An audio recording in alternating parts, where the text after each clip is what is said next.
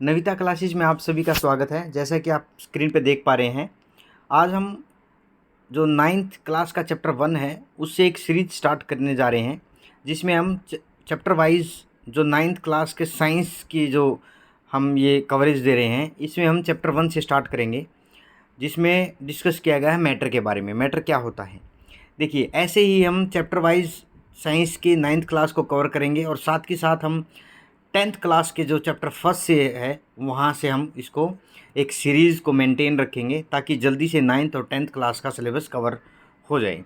हमने क्या किया है, हमारी इस सीरीज़ में इम्पोर्टेंट पॉइंट क्या है, हमने उन हिट पॉइंट को ही आपकी एनसीईआरटी की बुक में नोट डाउन किया है, जो आपके कंसेप्चुअल पॉइंट ऑफ व्यू से भी इम्पोर्टेंट है और एग्जामिनेशन पॉइंट ऑफ व्यू से भी इम्पोर्टेंट है। आप एग्ज़ाम में भी अपना अगर 2 मार्क्स 4 मार्क्स या 6 मार्क का 10 मार्क्स का आता है तो आप वो ईजी से कवर कर सकते हैं। ठीक है, तो अगर आपका एमसीक्यूज़ फॉर्म में आता है, मल्टीपल चॉइस क्वेश्चन फॉर्म में, तभी भी आप ईजी से कवर कर लेंगे उन चीज़ों को। देखिए मैटर क्या होता है, मैटर कोई भी चीज़ आपके स्पेस में या आपके इन्वायरमेंट में या सराउंडिंग में जो आपको लगता है कि वो स्पेस और जिसका मास हो, या तो वो जगह घेरती हो या वो उसकी कोई मास है, तो डेफिनेटली वो क्या है, एक मैटर है। मतलब बोथ मास एंड वॉल्यूम उस वस्तु के पास होनी चाहिए, तभी हम उसको क्या बोलेंगे, एक मैटर बोलेंगे, एक पदार्थ बोलेंगे। देखिए पदार्थ कई टाइप के होते हैं, चाहे वो ठोस है, चाहे वो आपका तरल पदार्थ है, और चाहे आपका गैस फॉर्म में है। मतलब ठोस मीन्स सॉलिड, तरल मीन्स आपका लिक्विड, और गैस मीन्स आपका गैस। तो ये तीनों चीज़ें क्या है, जो मैटर की 3 फॉर्म है। मैटर की 3 फॉर्म कौन सी हुई आपकी, सॉलिड, सेकंड लिक्विड, और थर्ड आपकी गैस फॉर्म। तो ये तीनों की तीनों क्या करती हैं, जगह को घेरती हैं। ये आपको इम्पोर्टेंट याद रखना है। देखिए अब इम्पोर्टेंट चीज़ क्या है इसमें, इंडियन जो फिलोसफर हैं उनके अकॉर्डिंग क्या है, मैटर की जो फॉर्म दी गई हैं वो क्या 5 बेसिक एलिमेंट्स होते हैं उन फॉर्म में। Matter in the form of 5 basic element कौन कौन से दिए, पंच तत्व नाम दिया गया है। ये भी आ सकता है पंच तत्व किस फॉर्म, मैटर की फॉर्म में है या नहीं है। देखिए एयर, ऑब्वियस सी बात है, एयर क्यों दिया, क्योंकि एयर के अंदर क्या है, या एयर जो है वो गैस ही तो है। अर्थ सॉलिड फॉर्म में है, फायर, ठीक है, थर्ड फोर्थ आपका स्काई एंड वाटर। ठीक है, तो वाटर तो ऑलरेडी लिक्विड फॉर्म में हुआ, स्काई में आपके डस्ट पार्टिकल भी आ सकते हैं, आपकी गैस भी आ सकती है, और फायर में भी सेम वही वो चीज़ें हैं कि आपकी गैस फॉर्म में हो सकती है। तो अब जो पंच तत्व हैं ये भी एक मैटर की फॉर्म में माना है। देखिए मॉडर्न जो साइंटिस्ट हैं, मॉडर्न डे साइंटिस्ट क्या हैं, वो 2 टाइप ऑफ क्लासिफिकेशन मैटर की करते हैं based on their physical property and chemical nature. मतलब जो मॉडर्न साइंटिस्ट हैं वो उन्होंने क्या किया, इवोल्व किया 2 type of classification of matter. किस किस पे, बेस्ड ऑन किस बेसिस पे, पहली बेसिस उनकी फिजिकल प्रॉपर्टी होगी, ठीक है, दूसरी उसकी केमिकल नेचर होगा। फिजिकल प्रॉपर्टी में आपकी सॉलिड होगी, लिक्विड होगी, और गैस फॉर्म होगी। ये आपकी फिजिकल एसएलजी, मतलब ठोस, तरल और गैस, ये आपकी फिजिकल प्रॉपर्टी है। मतलब फिजिकली वो चीज़ होती है जो आप मतलब ये देख सकते हैं कि ये सॉलिड है, ये लिक्विड है या गैस है। आपके पास आपकी जब आप पढ़ रहे हैं, ये वीडियो देख रहे हैं, तो आपके पास फ़ोन होगा, पेंसिल होगा, पेन होगा, या आप कोई भी चीज़ है आपकी जो टेबल पे है, स्केच है, जो स्पेस घेरे और जिसका कुछ मास हो, डेफिनेट वो क्या होगा, मैटर होगा। ठीक है, सेकंड फॉर्म बेस्ड किस फॉर्म पे, केमिकल नेचर फॉर्म पे। अब हमें देखना है कि फिजिकल नेचर फॉर्म पे क्या क्या मैटर हैं। अब फिजिकली आप कैसे डिफाइन करेंगे कि ये मैटर हैं, हमें ये देखना है। फिजिकल में क्या होगा, matter is made up of particles. Definitely कोई भी मैटर है आपके यूनिवर्स में वो क्या है, किससे बना हुआ है, पार्टिकल से बना हुआ है, माइन्यूट पार्टिकल से बना हुआ है। ठीक है, अब वो पार्टिकल जो कण हैं उनसे जब वो मिलके एक मैटर को बनाते हैं, तो डेफिनेटली वो सॉलिड भी हो सकता है, वो लिक्विड भी हो सकता है, तरल हो सकता है, या वो गैस फॉर्म में हो सकता है। देखिए अब हम इसको कैसे देखते हैं, जो आपके पार्टिकल हैं वो कैसे होंगे इसमें। अब एक्टिविटी गिवन है, आप एक्टिविटी में देखिए, एक एक्टिविटी नोट करते हैं हम, when we dissolve the salt. जब हम साल्ट को डिजोल्व करते हैं वाटर के अंदर, the particle of salt get into spaces between the particle of water. Water के जो पार्टिकल हैं, पानी के जो पार्टिकल हैं, उनके बीच में जो स्पेसिस है उनमें क्या होता है, वो वहाँ पे जो साल्ट के जो पार्टिकल है वो वहाँ पे एंट्री कर जाते हैं। अब देखिए, particle of water magnified millions of time, अब उसमें ऐड कर दिया साल्ट। ठीक है, साल्ट जैसे ही आपने ऐड किया और उसको स्टीर किया, थोड़ा सा घुमाया या उसको हिलाया, तो वो जो पार्टिकल है साल्ट के, उन्होंने वाटर के पार्टिकल के बीच में, वाटर के दो पार्टिकल के बीच में सपोज कोई स्पेस है H2O2 और दूसरा H2O2, उनके बीच में स्पेस है, तो साल्ट के पार्टिकल उन स्पेस के बीच में वहाँ पे एंट्री करेंगे और अपना स्पेस बना लेंगे, और जिससे क्या होगा, वो घुलनशील है तो वो घुल जाएंगे, या घुलनशील नहीं है तो वो नहीं घुलेंगे। तो ये चीज़ें क्या है यहाँ पे दिखाई गई हैं, कैसे कैसे जब स्पेस दो, एक मैटर है, सॉलिड मैटर हो या लिक्विड मैटर है, लिक्विड मैटर के बीच में जो उसके पार्टिकल हैं, जैसे एग्जांपल लिक्विड मैटर में आपका वाटर है, उनके दो जो पार्टिकल है वाटर के, अगर उनके बीच में कोई भी सॉलिड पार्टिकल जैसे कि साल्ट आ जाता है तो वो स्पेस वो ले लेता है, और वो घुलनशील है नहीं घुलनशील, वो डिपेंड करता है इन चीज़ों पे। How small are these particles, अब सेकंड चीज़ क्या पूछ रखी है, ये जो पार्टिकल है वो कितना स्मॉल हो सकता है। हम ये देखेंगे कि कितना वो छोटी सी छोटी मात्रा में या छोटी सी छोटी उसमें हो सकता है, शेप में या साइज़ में, तो वो हम कैसे देखेंगे उसको। देखिए, अब इसके अंदर क्या दे रखा है, जो सेकंड फॉर्म है, यहाँ पे इन्होंने क्या किया, एक एक्सपेरिमेंट किया कि कितना पार्टिकल कम क्वांटिटी में जो वाटर का कलर है वो फिर भी मेंटेन रखता है। देखिए, इन्होंने क्या किया, यहाँ पे 100 ml वाटर लिया, ठीक है, उसमें इन्होंने केमिकल डाला। अब कोई भी केमिकल है, आप अपनी तरफ से भी सोच सकते हैं, जो ग्रीन, ब्लू या पिंक जो भी है, ठीक है। अब उसमें क्या किया, वैसे तो इसमें क्या किया, एक पोटेशियम परमैंगनेट है, पोटेशियम परमैंगनेट, ठीक है। अब उसने क्या किया, नॉर्मली पोटेशियम परमैंगनेट डाला, ठीक है। जब ये पोटेशियम परमैंगनेट 100 ml में डाला तो जो कलर था वो गाढ़ा पिंक था, उसमें से 10 ml लिया, इस बीकर से 10 ml लिया इन्होंने, ठीक है। जब 10 ml इस बीकर से लिया, क्योंकि इसमें पोटेशियम परमैंगनेट हमने डाल दिया था 1 स्पून, उस जब अच्छी तरह वो घुल गया और इतना गाढ़ा पिंक कलर हुआ, हमने उसमें से 10 ml ले लिया, वो इस बीकर से 10 ml लिया, और इस बीकर में वाटर था 90 ml, ठीक है, उसमें 10 ml हमने डाल दिया। फिर हमने क्या किया, 10 ml मतलब फिर डाला, फिर इसमें से इस बीकर से हमने 10 ml निकाल लिया ये सॉल्यूशन, और नेक्स्ट बीकर में हमने फिर डाल दिया, ठीक है। उस तरीके से हमने क्या किया, मेंटेन किए ये चीज़ें। अब हम देखते गए, जितना हम डाइल्यूट करते गए, मतलब 10 ml देखिए ये था, ये कितना कंसनट्रेटेड लग रहा है, फिर ये 10 ml हमने ये देखिए, ये कितना डाइल्यूट हो गया। लास्ट में क्या हुआ, इतना डाइल्यूट हो गया कि जो कलर आपको दिख रहा है, इट मीन्स वो पार्टिकल हैं पोटेशियम परमैंगनेट के उसके अंदर, लेकिन आपका जो कलर है वो फेड होता गया। इट मीन्स उसकी जो कंसंट्रेशन है यहाँ से लेके यहाँ तक घटती गई, ठीक है। पोटेशियम परमैंगनेट की कंसंट्रेशन घटती गई, इट मीन्स पार्टिकल तो प्रेजेंट हैं लेकिन कम प्रेजेंट है। इस एक्सपेरिमेंट में ये दिया है। या सेकेंड एक्सपेरिमेंट आप ले लें कोई भी, जिसमें आप क्या करें, 2 ml डिटोल ले लें, ठीक है। 2 ml डिटोल 100 ml वाटर में डालें या 1 लीटर वाटर में डालें, वो डिपेंड अपने ऊपर करता है। और उसमें क्या करें, चेक करें, फिर उसमें से 10 ml लें, नेक्स्ट 100 ml का एक बीकर लें, उसमें डाल दें जैसे इसमें कर रखा है। फिर 10 ml उसमें से लें और नेक्स्ट 100 ml वाटर का जो बीकर है उसमें डाल दें, फिर उसमें से 10 ml लें, सिंपल, क्योंकि मिक्सर 10 ml यहाँ से लेना है, और फिर 100 ml वाटर में डाल दें। तो आप देखेंगे कि जो डिटॉल है उसकी फ्रेगनेंस है, या अगर वो कलर डिटॉल है या उसकी फ्रेगनेंस है, वो क्या हो जाएगी, कम हो जाएगी, पर मेंटेन रहेगी। इट मीन्स डिटॉल के जो पार्टिकल है वो उसमें प्रेजेंट हैं। पहले मान के चलो, यहाँ पे एक्सपेरिमेंट की तौर पे हम देखते हैं, यहाँ पे अगर 100 पार्टिकल हैं तो इसमें कितने रह जाएंगे, मान के चलो 100 से 10, ठीक है।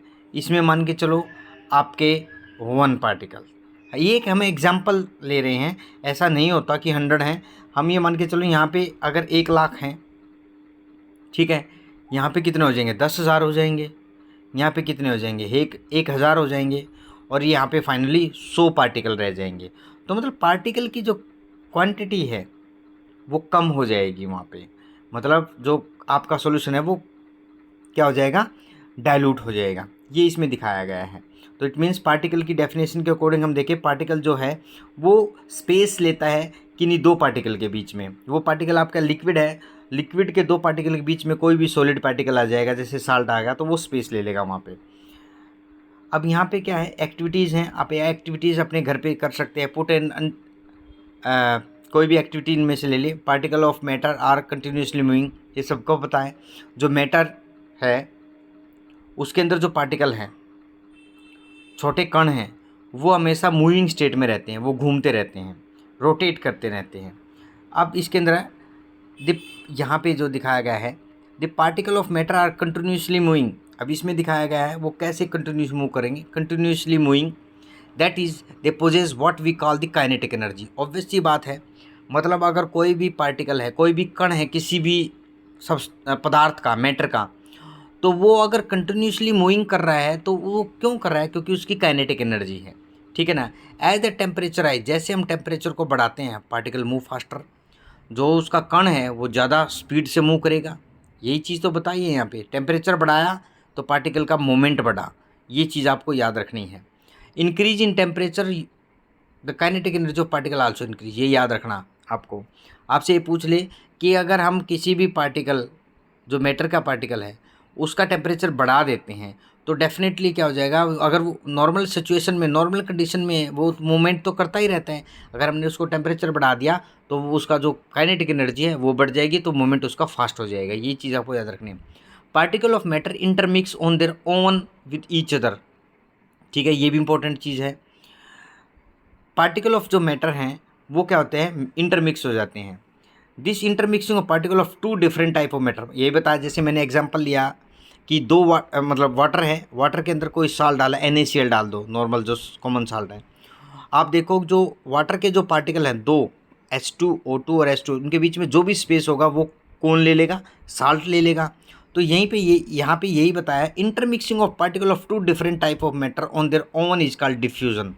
मतलब अगर हमें कोई एनर्जी ना देनी पड़े और अगर वो कोई भी पार्टिकल है, सपोज जैसे आपका वाटर और साल्ट है, वह जैसे ही आप वाटर में साल्ट डालते हैं, नमक डालते हैं या चीनी डालते हैं, वो अपने आप मिक्स हो जाते हैं, वो घुल जाते हैं।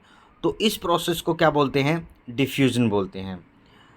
अगर we also observe that on heating diffusion became faster, हम ये देखते हैं, आपने अपने घर में अगर एक आपके बीकर में या घर में जो गैस है उसके ऊपर आपने आपका पेन रखा है या बीकर रखा है या कुछ भी है, अगर उस पर रखते हैं, उसमें पानी डालते हैं और ऊपर से चीनी डाल देते हैं 100 ml, आप देखते हैं कि नॉर्मल अगर चीनी घुलने में थोड़ा टाइम लेती है, जैसे आपको हीटिंग करते हैं, टेम्परेचर बढ़ाते हैं, तो वो चीनी जो है वो जल्दी से घुल जाती है। यही साल्ट का मैटर होता है।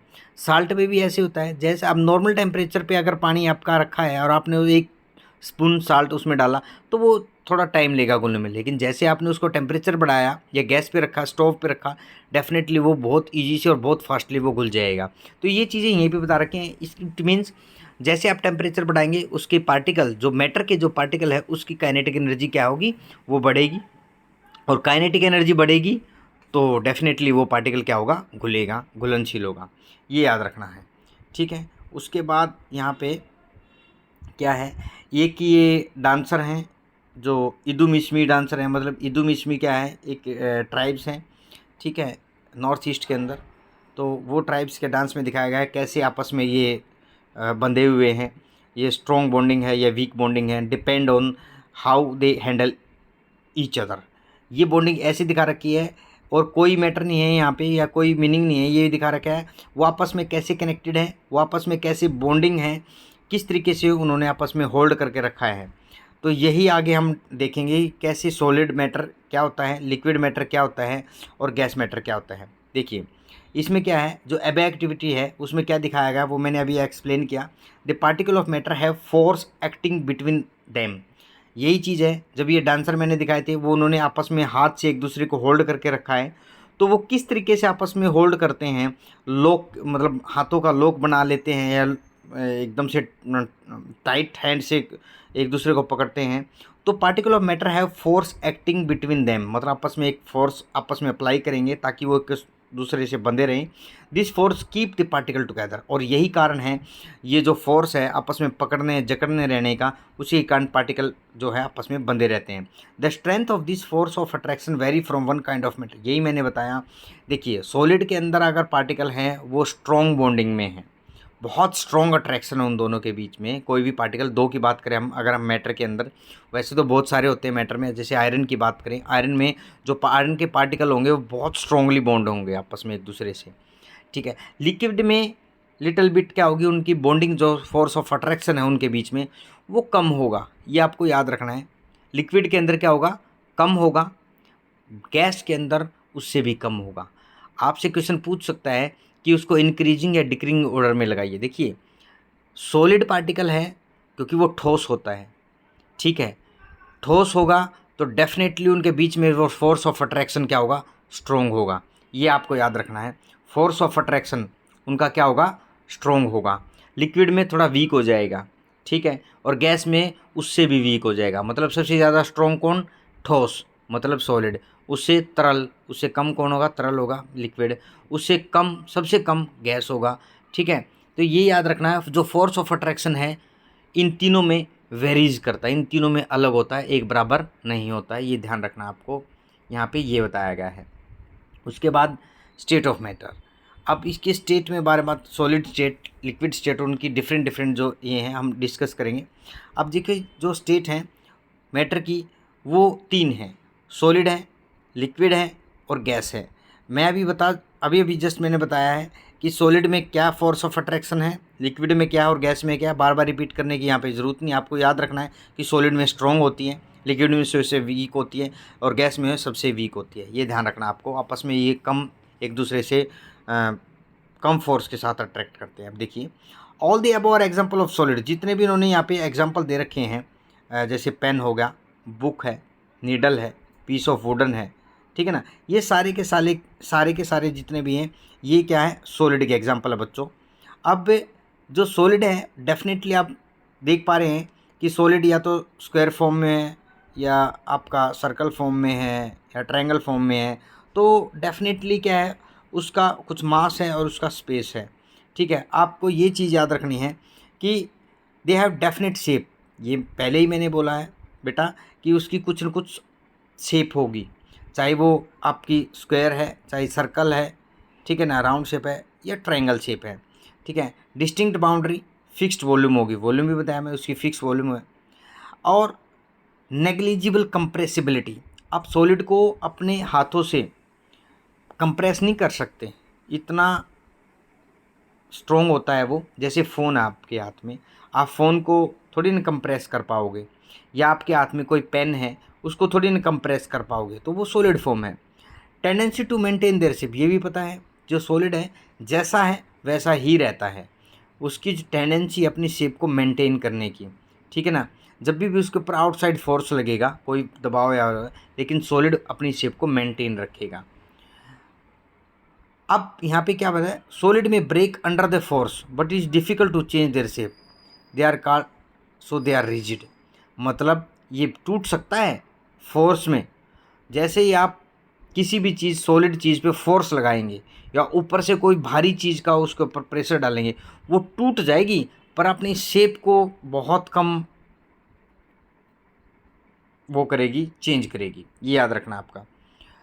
अब हम एक कंसिडरेशन करेंगे यहाँ पे, consider what about the rubber band. देखिए रबर बैंड सॉलिड नहीं है, अब रबर बैंड को अपने हाथ में लें, उसको कैसे भी तोड़े मरोड़े, आखिर में वो अपनी शेप में आ जाता है वापस से, ठीक है ना, मतलब आप कंप्रेस कर सकते हैं। लेकिन क्या लोहे की कोई भी पार्टिकल, लोहे की कोई भी मैटर को आपके घर में क्या आप उसकी शेप चेंज कर सकते हैं, नहीं कर सकते, ठीक है। What about the sugar and salt, ठीक है ना, when kept in different jar this take the shape of jar, are they solid. देखिए अब सॉलिड और क्या नाम है, शुगर और साल्ट है, आप कोई भी घर में बर्तन है उसमें भरते हैं उसको, अब उसका मतलब ये थोड़ी ना है कि वो सॉलिड बन गया, वो शेप ज़रूर ले लेंगे उस बर्तन की। मान लीजिए आपके घर में गिलास है, गिलास में आपने चीनी भर दी, तो इसका मतलब ये थोड़ी ना वो सॉलिड हो गया, ठीक है। ये चीज़ का आपको ध्यान रखना है इस चीज़ का। व्हाट अबाउट द स्पंज, देखिए स्पंज क्या होता है, स्पंज जो होता है उसमें स्पेस होता है और स्पेस के कारण हम उसको कंप्रेस कर सकते हैं, एयर और जो उसमें आ जा सकती है ईजी से, इसलिए वो कंप्रेसिबल है, ये याद रखना आपको, ठीक है। उसके बाद आता है a rubber band change shape under the force regain the same, मैंने यही एक्सप्लेन किया। जो रबर बैंड है वो ईजी से अपनी शेप को क्या कर लेता है, रिगेन कर लेता है, ये चीज़ का आपको ध्यान रखना है, ठीक है। उसके बाद आता है यहाँ पे for if excessive force is applied it break, अगर रबड़ के ऊपर जब बहुत ज़्यादा फोर्स लगा तो वो क्या होगा, टूट जाएगा। ईच इंडिविजुअल शुगर और salt crystal remain the fix, अगर शेप है किसी भी, अब शुगर के एक दाने की या उसकी इंडिविजुअल जो पार्टिकल है उसकी अगर शेप देखेंगे वो मेंटेन रहती है, फिक्स रहती है, ठीक है ना। अब उसके बाद स्पंज है माइन्यूट होल, ये मैंने बताया, उसमें एयर आ जा सकती है, एक्सपेल्ड आउट और एक्सपेल्ड, मतलब अगर वो एयर उसमें एंट्री कर रही है वो इजी से उसमें क्योंकि स्पेस है वो आ सकती है, लेकिन एक्सपेल्ड आउट भी हो सकती है जब हम उसको प्रेस करेंगे, ठीक है ना। अब बात करते हैं हम लिक्विड के बारे में। देखिए आपको इंपॉर्टेंट पॉइंट क्या याद रखना है यहाँ पे, ये जितना भी मैंने डायग्राम में क्या नाम है ये अंडरलाइन कर रखा है यहाँ पे, आपको ना ये इंपॉर्टेंट पॉइंट याद रखने हैं बस सॉलिड की फॉर्म में, ठीक है ना। क्या क्या हो सकते हैं सॉलिड, हम एक बार रिवाइज करेंगे। डेफिनेट शेप होगी, बाउंड्री होगी डिस्टिंक्ट, फिक्स्ड वॉल्यूम होगी, नेग्लिजिबल कंप्रेसिबिलिटी होगी, बहुत कम आप उसको दबा पाएंगे, कंप्रेस कर पाएंगे। Tendency to maintain their shape होगी, वो अपनी शेप को मेंटेन बरकरार कर रखता है, और जब भी उसके ऊपर भारी कोई बल लगाया जाए, सॉलिड में ब्रेक अंडर द फोर्स, वो टूट सकता है जब उसके ऊपर हम बहुत ज़्यादा फोर्स लगाएं, बट उसकी शेप को आप बदल नहीं सकते, अपनी शेप को हमेशा मेंटेन रखता है, ये ध्यान रखना आपको, ठीक है। ये तो सॉलिड के बारे में बात। अब हम बात करते हैं liquid. We observe that liquid have no fix shape, आपको पता है लिक्विड के कोई शेप नहीं होती। आप पानी एक गिलास लें, उस गिलास में जो पानी है उसको आप फ्लोर पे डाल दें, उसकी कोई शेप नहीं है, ठीक है। या आप उसी पानी को, एक गिलास पानी को आप बड़े जार में या कोई बड़े बर्तन में डाल लें तो वो उसकी कोई स्पेसिफिक शेप नहीं है। दे हैव फिक्स्ड वॉल्यूम, लेकिन उसकी वॉल्यूम तो है। एक गिलास पानी मीन्स 250 ml है, तो आपको पता है ये 250 ml है। आप उसमें एक गिलास में डालें, एक जग में डालें, एक बोतल में डालें या एक बकेट में डालें, वो रहेगा ही कितना, 250 ml, ये याद रखना, फिक्स्ड वॉल्यूम है। Take up the shape of container, जिसमें आप डालेंगे, आपने गिलास में डाल दिया तो गिलास की शेप ले लेगा, ठीक है। आपने कप में डाल दिया तो कप की शेप ले लेगा, ठीक है ना, ये आपको याद रखना है। अब उसके बाद क्या आता है, विच दे आर कैप्ट, अपनी शेप को वो कंटेनर के अकॉर्डिंग मेंटेन कर लेता है। लिक्विड, इसका मतलब क्या है, जो लिक्विड है वो फ्लो करता है, change the shape so they are not rigid, मतलब वो रिजिड नहीं है, वो फ्लो करता है और अपनी शेप को वो चेंज कर लेता है, दैट्स वाई। बट हम उसको क्या बोलते हैं, फ्लूइड और लिक्विड बोलते हैं। ये चीज़ को आपने याद रखना है कि उसकी कोई स्पेसिफिक शेप नहीं होती, लेकिन फिक्स्ड वॉल्यूम ज़रूर होती है। कंटेनर की शेप ले लेता, किसी में भी आप डालेंगे वो उसी की शेप ले लेगा, ठीक है ना, ये ध्यान रखना आपको। Solid, liquid and gas can diffuse into the liquid, ये देखिए।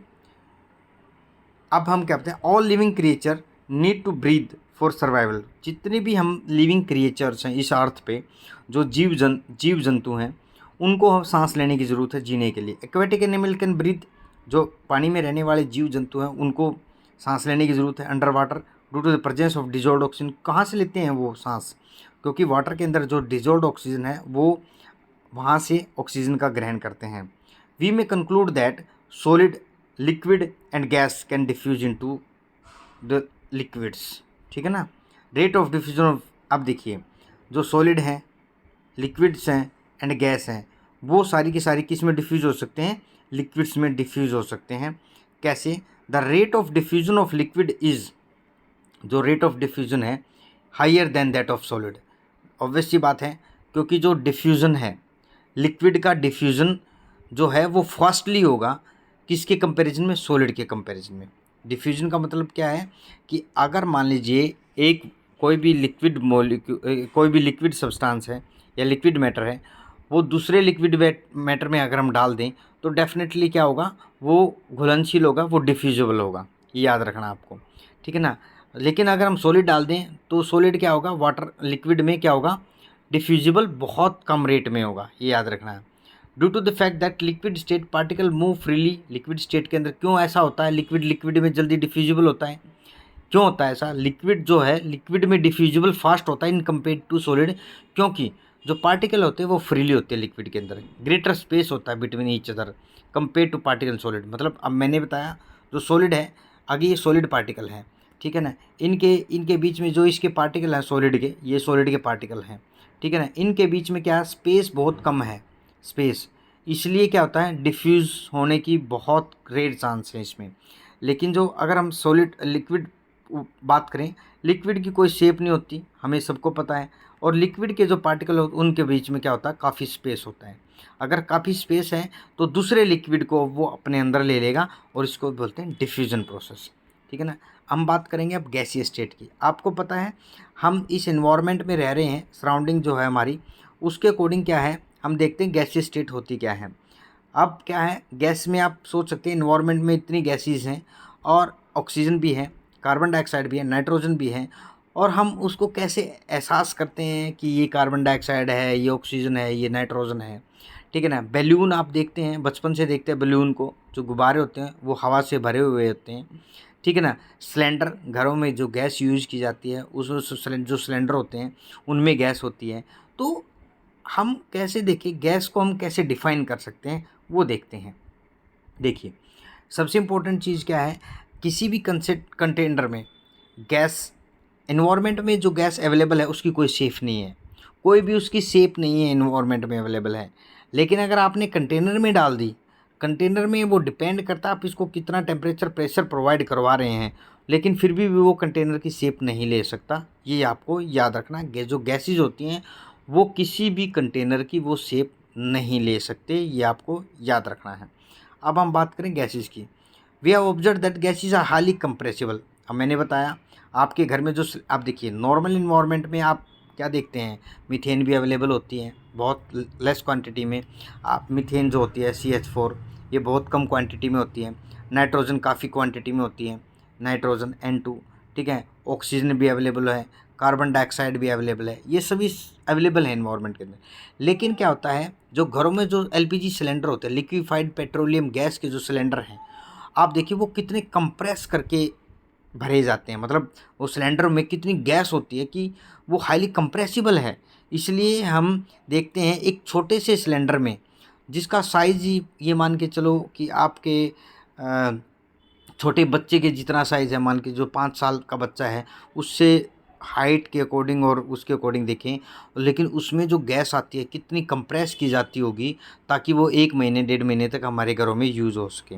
मतलब एक सिलेंडर के अंदर जिसकी आप आयतन देखें, उसमें 10 से 14 जो केजी गैस है वो ईजी से आ सकती है, ठीक है। तो मतलब हाईली कंप्रेसिबल है, ये याद रखना है, LPG जो सिलेंडर होते हैं उनके अंदर, ठीक है ना। Due to this high compressibility, large volume of gas can be compressed into small cylinder and transported easily. वही मैंने एक्सप्लेन किया है, बहुत कम जो साइज़ है सिलेंडर का उसमें बहुत ज़्यादा गैस आती है। क्यों? क्योंकि वो हाईली कंप्रेसिबल है, उसको दबाया जा सकता है। We come to know of what is being cooked in the kitchen without even entering there, ठीक है ना।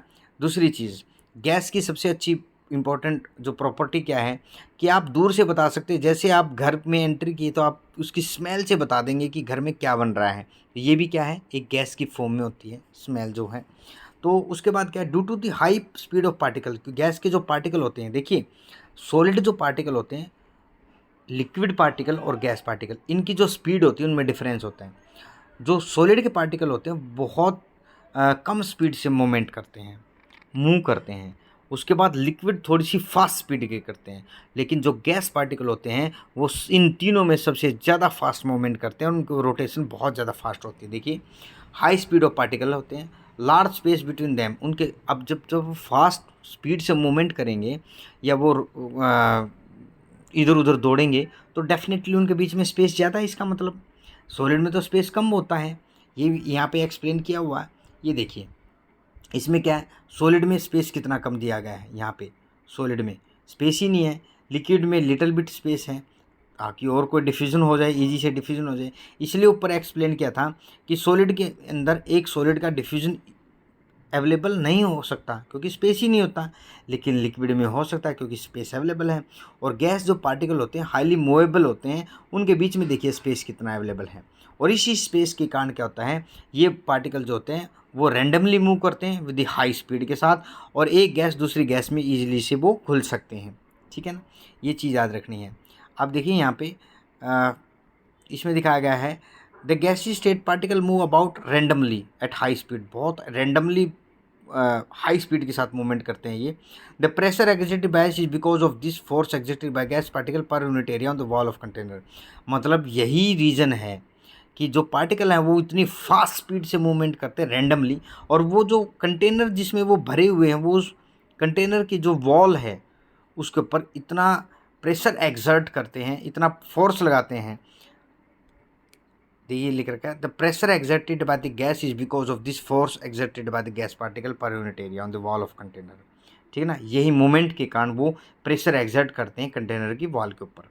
ठीक है, अब देखिए इसके अंदर नेक्स्ट में अब can matter change it's state, ये इंपॉर्टेंट चीज़ है।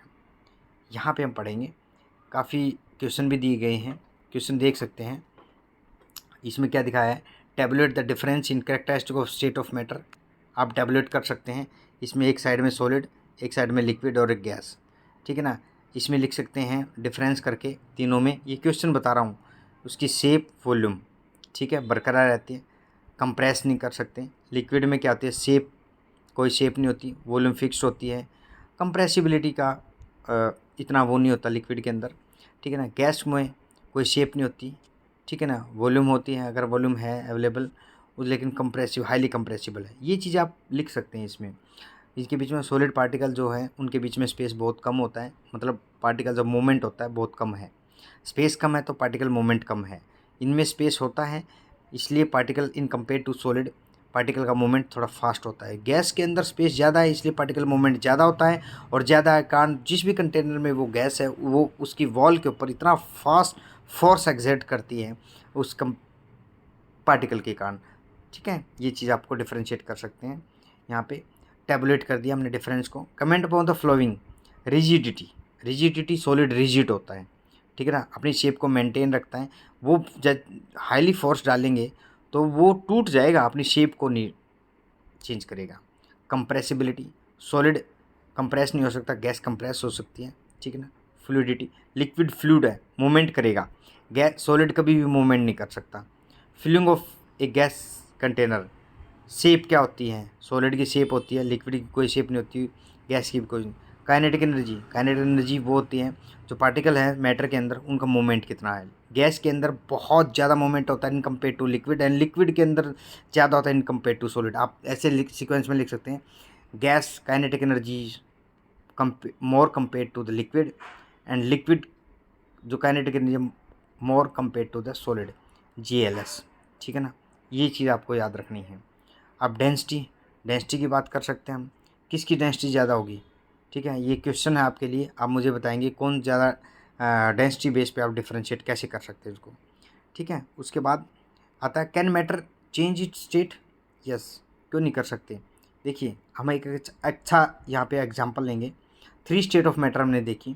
ठीक है ना, सॉलिड है आइस फॉर्म में, लिक्विड है वाटर फॉर्म में, हम सभी जानते हैं इसके बारे में, गैस है किस फॉर्म में, वाटर वेपर की फॉर्म में। देखिए आप सॉलिड देखते हैं अपने घरों में आइस बर्फ़, लिक्विड देखते हैं किसमें, घरों में जो पानी यूज़ कर सकते हैं। आइस है उसको हमने नॉर्मल रूम टेम्परेचर पर रखा, अगर आपने रूम टेम्परेचर पर रखा थोड़े टाइम के बाद वो पिघल के क्या हो जाएगी, वाटर बन जाएगा, आप ईजी से उसको पी सकते हैं।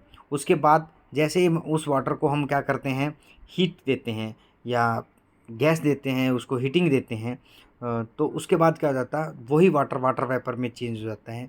ठीक है, तो आप देख सकते हैं कि एक मैटर 3 फॉर्म में चेंज हो रहा है। कोई भी जैसे सॉलिड है, ठीक है, सॉलिड से वो लिक्विड में चेंज आया, और लिक्विड से वो किस में हुआ, गैस में। अब तीनों के अलग अलग प्रोसेस हैं, तीनों का टेम्परेचर डिफरेंस आ जाता है कि कैसे कैसे वो चेंज हो गया। अब देखिए what happen inside the matter during the change, जब चेंज होता है सॉलिड से लिक्विड, लिक्विड से गैस, तो मैटर के अंदर क्या चेंज आते हैं, उसके पार्टिकल में क्या चेंज आते हैं। ठीक है, हमें ये चीज़ें देखनी है यहाँ पे इसमें। अब देखिए effect of change of temperature, ये बहुत इंपॉर्टेंट है।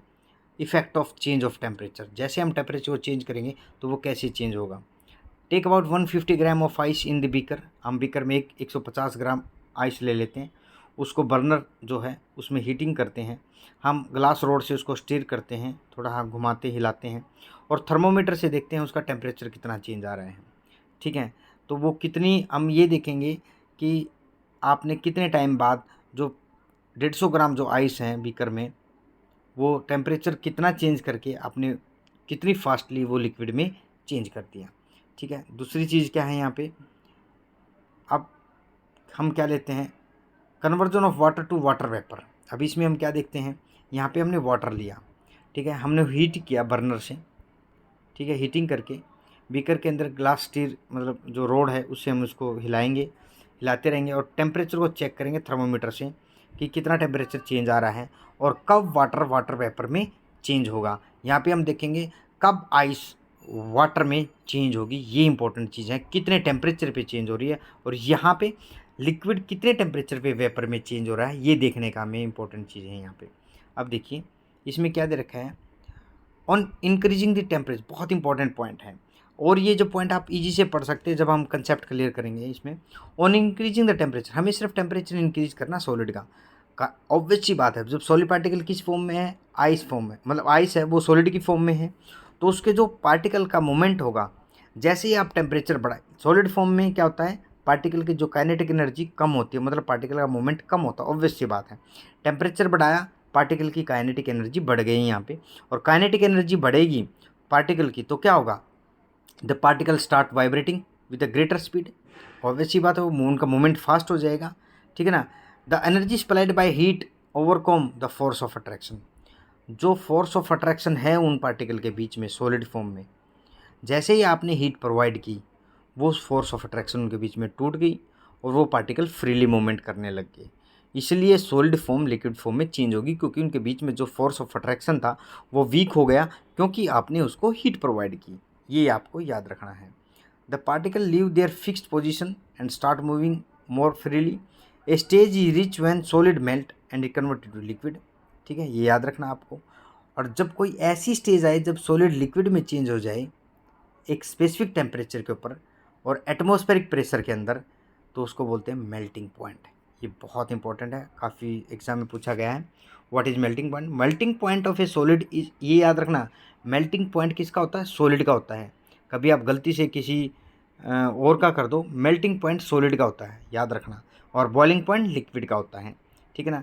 The melting point of a solid as indication of strength of force of attraction between it particle, मतलब मेल्टिंग कोई ऐसा सॉलिड है जो 100 डिग्री सेल्सियस पे ईजिली से लिक्विड में चेंज हो जाए, ठीक है ना। इसका मतलब उनके बीच में फोर्स ऑफ अट्रैक्शन कितना है वो अब हम भी देखेंगे। और एक ऐसा सॉलिड है जो 150 डिग्री सेल्सियस पे 150 डिग्री सेल्सियस पे तब सॉलिड से लिक्विड में चेंज हुए। तो एक बात बताओ, 100 डिग्री सेल्सियस और 150 डिग्री सेल्सियस 150 डिग्री सेल्सियस में तो 50 डिग्री का डिफरेंस आ गया। इसका मतलब ये जो पार्टिकल मैटर था सॉलिड फॉर्म में, इसको सिर्फ हमने 100 डिग्री सेल्सियस दिया, इसका बीच में जो पार्टिकल के बीच में फोर्स ऑफ अट्रैक्शन था इजी से ब्रेक हो गया। लेकिन जो ये था ना सॉलिड फॉर्म, इसमें हमने 150 डिग्री सेल्सियस देना पड़ा उनके बीच में फोर्स ऑफ अट्रैक्शन तोड़ने के लिए। इसका मतलब यहाँ पे फोर्स ऑफ अट्रैक्शन स्ट्रॉन्ग है पार्टिकल के बीच में और यहाँ पे क्या है, वीक है। ये याद रखना आपको, ठीक है। उसके बाद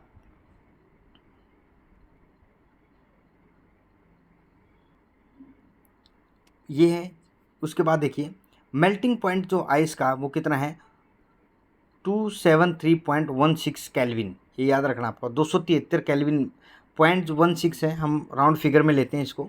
जो आइस का मेल्टिंग पॉइंट है, आइस कब मेल्ट होती है, 273 केल्विन पे, ठीक है ना। The process of melting that is change of solid state into liquid state is also known as fusion. ये भी आपको याद रखना है, ये मैंने पॉइंट इसको अंडरलाइन कर रखा है बहुत अच्छे से। जब कोई सॉलिड मेल्ट होता है किसमें, लिक्विड स्टेट में, तो उस प्रोसेस को हम बोलते हैं फ्यूज़न। सॉलिड किस में चेंज हुआ, सॉलिड किस में चेंज हुआ, लिक्विड फॉर्म में, ठीक। इस प्रोसेस को बोलेंगे हम फ्यूज़न, ये याद रखना आपको, ठीक। When the solid melt it temperature remain the same, so where does the heat energy go. आप ध्यान रखो इस चीज़ का, जब कोई सॉलिड मेल्ट हो जाता है तो उसका टेम्परेचर हमेशा मेंटेन रहता है, ठीक है ना। जैसे आइस है, तो आइस को जैसे आप रूम टेम्परेचर पे रखा, कुछ टाइम बाद क्या होगा, वो लिक्विड फॉर्म में चेंज होगी, लेकिन उसका टेम्परेचर मेंटेन रहता है। So where does the heat energy go, उसके अंदर जो हीट एनर्जी थी वो कहाँ गई, ये देखना। क्योंकि जो हीट एनर्जी, अब यहाँ पे देखा, temperature of system does not change after the melting point is reached till all the ice melt happen even though it continue to heat the beaker.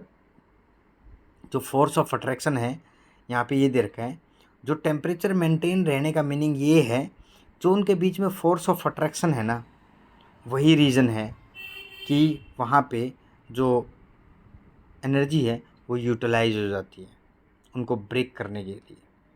ये याद रखना आपको। The when the solid melt its temperature remain the same. क्यों temperature इसलिए remain same रहता है, जैसे ही आपने टेम्परेचर आइस को फ्रीज से जो फ्रीज़र उसे बाहर निकाला और रूम टेम्परेचर पर, क्योंकि फ्रीज़र के अंदर मान के चलो टेम्परेचर माइनस में जाता है, ठीक है ना, या फिर आपका ये मान के चलो आपका 0 डिग्री के लगभग रहता है, 0 डिग्री सेल्सियस, उसमें आपकी आइस जमती है। तो उससे जैसे आप बाहर निकालेंगे तो उसमें क्या होगा, वो रूम टेम्परेचर ज़्यादा होगा इन कंपेरिजन टू फ्रीजर। तो लेकिन हीटिंग तो हम बोल सकते हैं ना वहाँ पे, क्योंकि एक तो 0 डिग्री सेल्सियस और एक मान के चलो रूम का टेम्परेचर कितना है 35 या 40, ज़्यादा हुआ ना, 40 डिग्री सेल्सियस का डिफरेंस आया।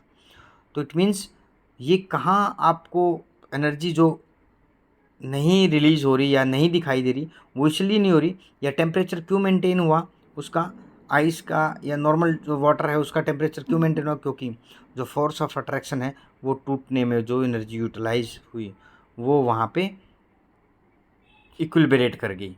ठीक है, अब यहाँ पे क्या है नेक्स्ट में, एज यहाँ पे एक्सप्लेन किया है, मैंने अंडरलाइन किया इसको,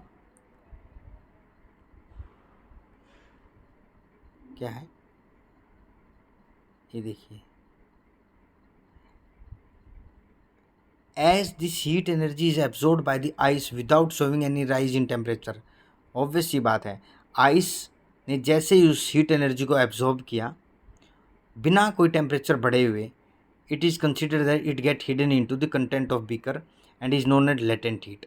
मतलब आपको नहीं दिखाई दे रही है कि वो जो बीकर है उसके अंदर वो क्या है, कंटेंट जो है वाटर, जो वाटर कंटेंट है या आइस है उसके अंदर वो हिडन है, और इसलिए उसको लेटेंट हीट बोलते हैं।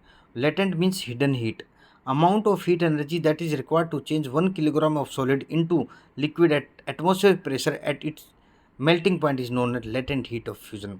मतलब सिंपल सी डेफिनेशन अगर हम दें, amount of heat energy that is required to change 1 kilogram, मतलब वो अमाउंट एनर्जी की जो 1 किलोग्राम सॉलिड को लिक्विड में चेंज कर दे एटमॉस्फेरिक प्रेशर। अब जो एटमॉस्फेरिक प्रेशर आपका मेंटेन है आपकी सराउंडिंग में, उस पर अगर 1 किलोग्राम सॉलिड मतलब आइस है उसको पानी में चेंज कर दे उसके मेल्टिंग टेम्परेचर के ऊपर, ठीक है ना, एट इस मेल्टिंग पॉइंट, जो उसका मेल्टिंग पॉइंट है, तो उसको बोलेंगे latent heat of fusion. Latent का मतलब हिडन हीट ऑफ फ्यूजन, ठीक है ना।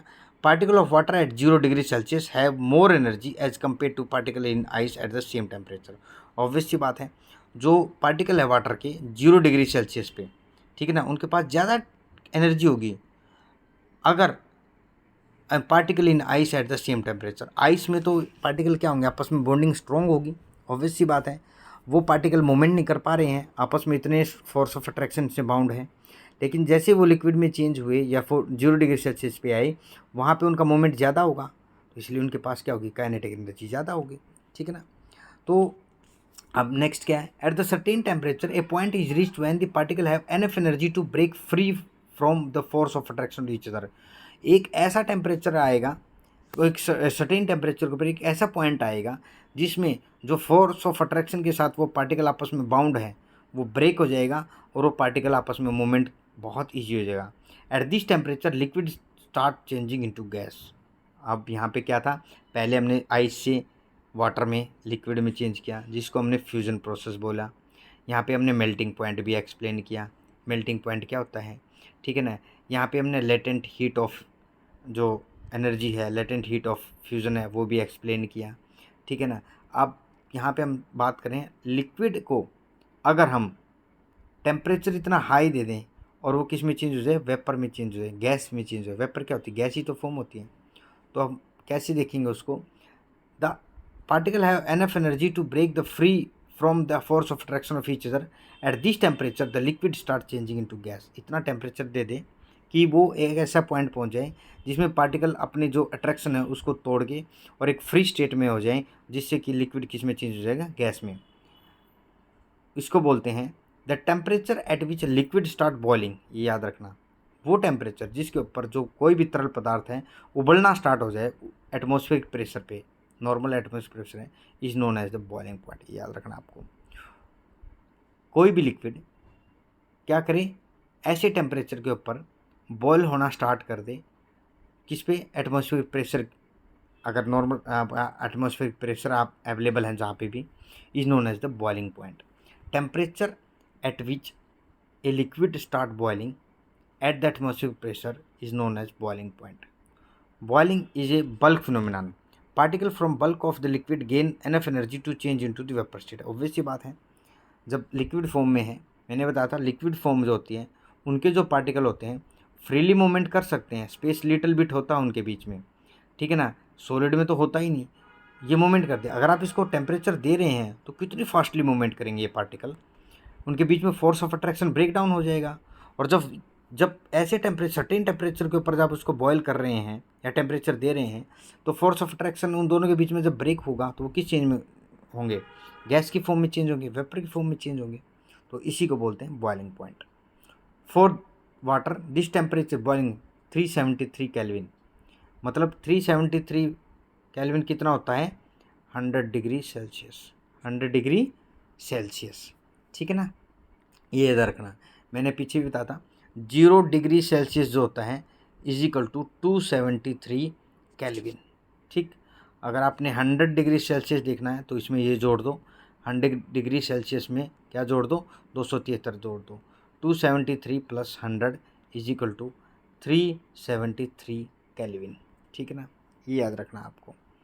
अब ये इस क्लास में हमने यहाँ तक कवर किया कि जो 373 केल्विन है जिसको हम बोलते हैं वाटर का जो बॉइलिंग पॉइंट है वो कितने डिग्री सेल्सियस के बराबर होगा। नेक्स्ट क्लास में इसी चैप्टर को हम जल्दी से कवर करेंगे, इनके पॉइंट को कवर करने की कोशिश करेंगे। थैंक यू सभी बच्चों का, धन्यवाद बेटा। नेक्स्ट क्लास हम जल्दी से इसकी कवर करेंगे और मेन जो पॉइंट हैं हम उनको जल्दी से रिवाइज करेंगे ताकि आपके एग्जामिनेशन पॉइंट ऑफ व्यू से या कोई भी बच्चा ओलंपियाड के लिए प्रिपरेशन कर रहा है, NTSC के लिए प्रिपरेशन कर रहा है, उनके लिए हेल्पफुल हो। और ऐसे ही हम इन एग्ज़ामों में या जो चैप्टर कवर कर रहे हैं उनके जितने भी MCQs हैं हम उनको कवर करने की कोशिश करेंगे ताकि आपके कंसेप्ट क्लियर हों। इन वीडियो के अंदर हम लाइन टू लाइन कवर नहीं कर सकते, हम कंसेप्ट को कवर कर सकते हैं जिससे बच्चे आप अपने थोड़े टाइम में उस चैप्टर को ईजी से कवर कर सकें। Thank you.